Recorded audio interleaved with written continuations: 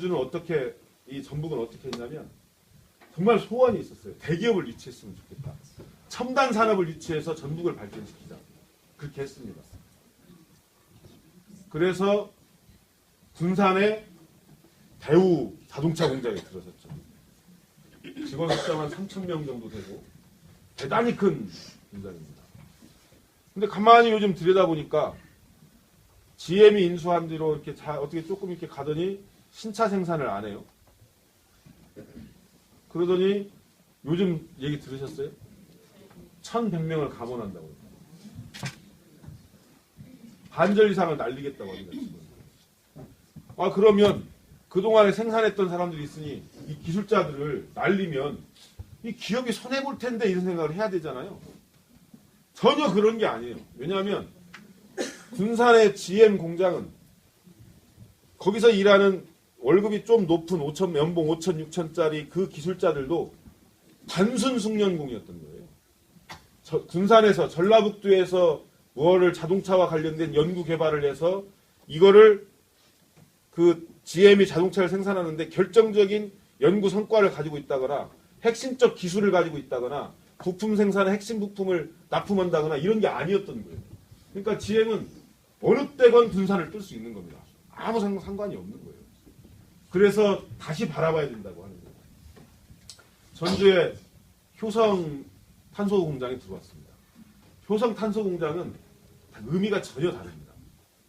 그 효성 탄소 공장이 유치되기로 결정된 게 2011년,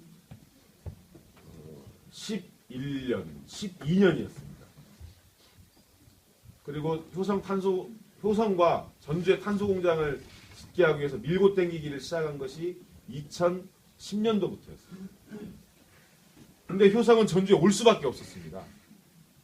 왜 올 수밖에 없었냐면 탄소 섬유 700T라고 하는 이게